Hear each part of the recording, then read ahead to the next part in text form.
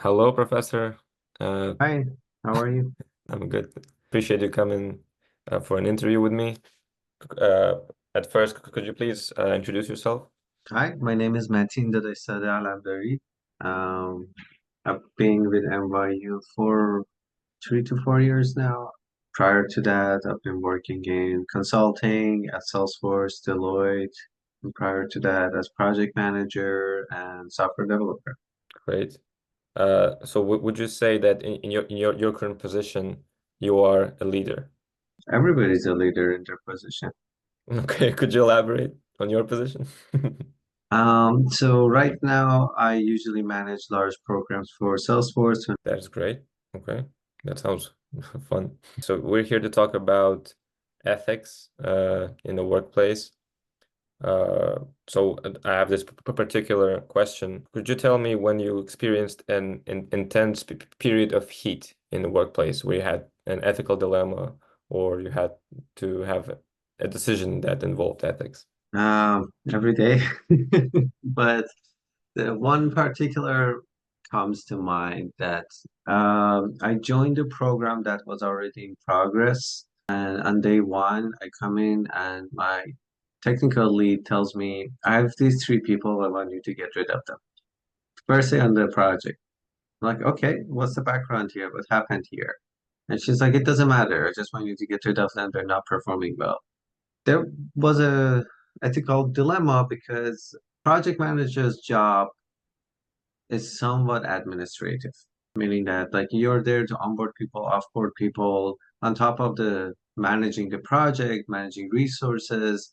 When somebody has a negative feedback, usually it's not the project manager's job to do the coaching. But I do have strong feelings about this. I think it's very unethical to just kick somebody off the project if they're not doing well without fully understanding what's going on with them.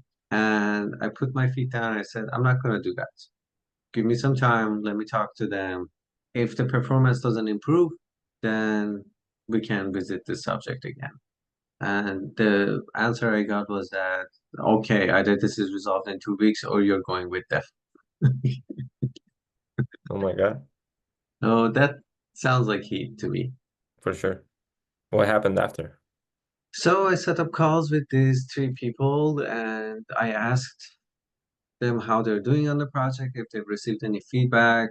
They hadn't, which was a red flag for me right there. You cannot just kick somebody off without even having a conversation with them and making sure they understand how they're doing on the project. And if they're not doing well, either help them out or point out where is the area of improvement for these people. One of them did not have access to half of our systems. Nobody properly onboarded the system. Of course, they're not doing a good job when you've been asking to get access to the systems and nobody has granted you access. One of them, I realized there was a cultural issue.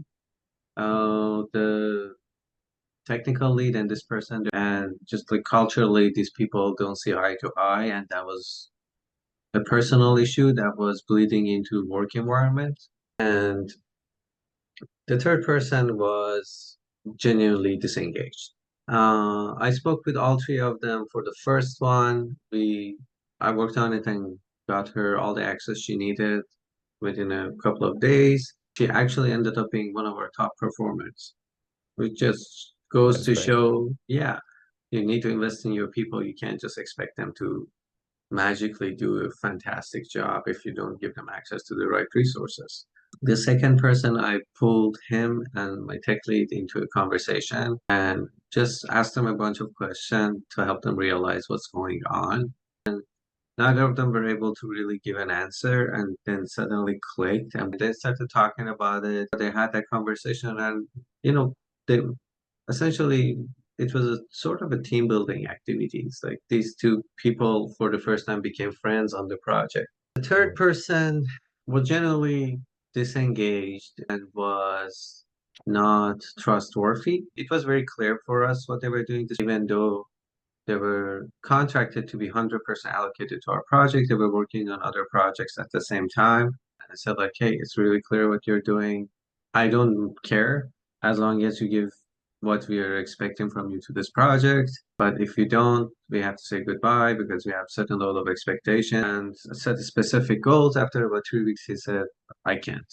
Like what you're expecting us to do, I can't like have my other jobs and do this. So I said, what do you want to do? He said, I want to roll off this project. And we rolled off that person off the project. What happened after all of this? Like after everything has happened, if you talked with everybody, did you have a talk with that person that requested the whole thing in the first place after? They kind of saw the results. I feel like they felt embarrassed about the comment they made that Mhm. if this is not resolved in 2 weeks, you will be leaving with them. But we kind of like, water under the bridge. I don't hold grudges. I understand that this person was also overworked, frustrated. She was running a team of 20 people. And I know working with contractors could be difficult. I think she realized where I was coming from when I said, I don't want to just roll off the people because I took that supportive attitude to her and everybody else on the team. It wasn't just like, I'm not listening to you or I'm being difficult or I don't know how to do my job or I'm having a hard time letting go of people. It's not that, but there's a time and place for rolling off somebody off the project, and there's times that you give people more help and support. That's amazing. It worked out the way it worked out. Looking back, would you change any of your actions? Would you approach that situation maybe a bit differently, or? No, I stand by what I did. I'm very clear about my ethics and values, and I make this. I kind of like die on sword. What's the expression? Fall on sword for them.